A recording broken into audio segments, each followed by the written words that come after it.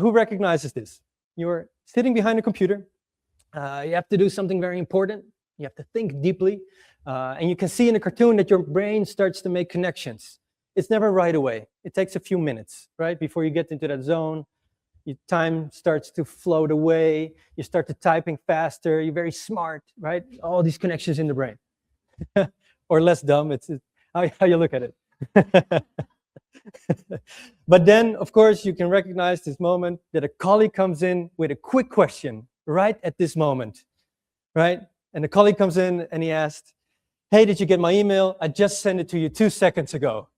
Thank you very much." Right at the peak level, right? In the left screen, you can see all these connections in the brain. You're very smart, all these connections. And then somebody comes in, asks you a question, and then poof, everything is gone. What was I doing? And you might think that a distraction only costs you 2 seconds, right? It's a question like, "Sorry, I don't have the time. Please go away. Return back to my work," and we're done with the distraction. Cost me only 2 seconds. The problem is that it takes more time than we think. Some studies have shown that on average, we do 2 other things before we return to the original task after a distraction, right? Because it costs a lot of energy to focus. You're distracted and then you think, you know what? Let me just check my email, maybe LinkedIn, grab some coffee, and then I go back to work. And on average, this can cost you 23 minutes. So it's not just the 2 seconds of the disruption, it's what comes after, right? You get out of the flow and you have to get back into it. And that costs a lot of time. So it costs more time than we think. So second one, we don't even get into deep work.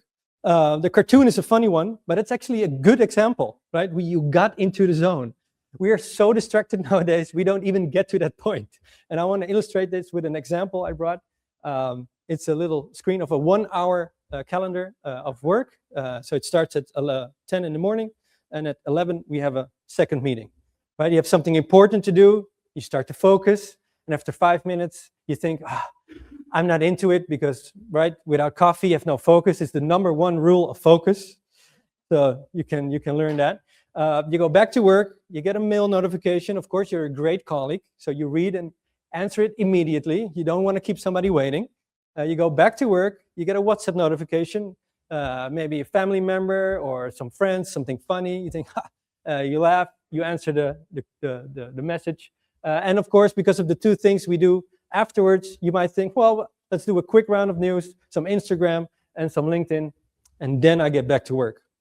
And you think, finally, I can go back to work with all the distractions before. And exactly that's the moment when the colleague comes in, right? At first, it was your own doing, the distractions, but now the colleague comes in and then we are annoyed, right? That's the moment when we are annoyed. And we said, no, please, leave me alone. I don't have time. And if you are like me, you start to work on for 5 minutes and then you think, you know what? Let me just answer this question and be done with it, right? I don't want to keep anybody waiting. You answer the question and you got 5 minutes left to work. Recognizable? Yeah? It's like a screenshot of a daily work. So this is why we don't even get into the deep work. That was a good example, the first one. So if we plot it on a graph, you can see, if you look at the brain, we've got these little jolts of focus. Really, yeah, we don't get into the deep work. And what you want to see, of course, is this, right? That is the dream that I try to sell. That in the moment, if you got 5 to 10 minutes at least, then you get into the zone where your brain can start to make connections and you're really smart. Time flows away and you can be really productive. So the question is, how do distractions work in the brain? And for that, I'm going to invite you to my imaginary cocktail party. Right? Should be fun. So this is my imaginary cocktail party. Of course, generated by AI. Horrible, but I have to do something. So imagine yourself being at a cocktail party. You're standing in this little group with a few people chatting. And then around you are also all these people talking amongst themselves, right? And your brain can do something fascinating. It can switch between listening to the conversation at hand, and it can switch to listening to all the noises and murmuring around you. And I'm going to teach you a Dutch word today, because the Dutch word for murmur is geroezemoes. Oh, That's nice, right? Geroezemoes. So you can listen to the murmuring, to the geroezemoes, and you can actively switch to the conversation at hand, right? And your subconscious brain will automatically filter all the noises around you so you can only listen to the person. Fascinating. But it gets even crazier. Have you ever had that you were in a cocktail party, you're listening to somebody, and somebody next to you said your name? Right? Oscar, what? Fascinating. What happens is that the full conversation next to you entered your ear and was filtered by your subconscious brain. And it said, no, not important, not important, not important. Ah, your name. That's important.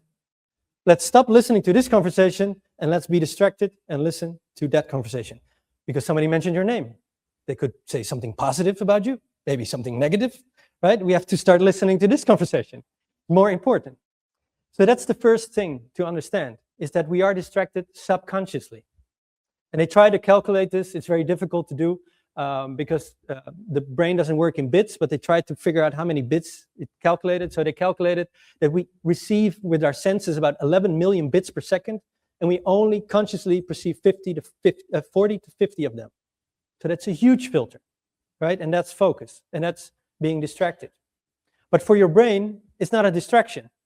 Your subconscious brain is always trying to figure out what's the most important thing at that moment. And then later on, we say, well, that wasn't the right decision, right? You are distracted. So the trick of focus is try to figure out how the subconscious brain makes these decisions and try to kind of make the room, set the tone, so your subconscious brain will not distract you. None of us would be this, but what if you have this nightmare boss who just pops in every once in a while to have a wee chat, or who drops projects on you at the last minute and they're due yesterday? What do you do? How do you manage that kind of boss who believes in the old-fashioned multitasking? Yeah, it's a big challenge. Like the first example, a lot of times also after people do our training courses and read the book, when we ask after a few months like how you're doing, it's the first thing that people say is like, it's not me, right? Everybody's emailing me. My boss is horrible. It's very distracting. And they always make the joke, well, they should read the book, right? Of course, I'm going to decline. So I said, yeah, that's a great answer. But it's difficult. And I think a better answer is to mind yourself that it's just one of the concentration leaks. So it's the external stimuli. And you can do so much by fixing the three other ones. That's great. So if you have great internal stimuli and you have good rest and you have good engagement, you can handle so much more external stimuli. I think you will be surprised that the boss is less annoying if you really work on those three things that you can work yourself on. I think that's a very powerful thing. That's very amazing advice. What does research show? This is from Greg. What does research show as the optimal period of time to be in the flow without distractions before returns are diminishing? Great question. Depends on the task. It's always another nice answer. I wish I could give you one number. But for small things, there's a very famous Pomodoro technique. So the 25 minutes to 5 minutes, I really like that. But I don't think that takes in consideration that you need some time to get into a rhythm or a flow. So I would say you need at least 10 minutes to get into something. And then I think a 30 to 15-minute time span, depending on how creative or how difficult the task is, of focusing. Then have a 10-minute a cooling down period. I think that's a very important one. And then take a break of 10 minutes. I think that's the perfect focus routine.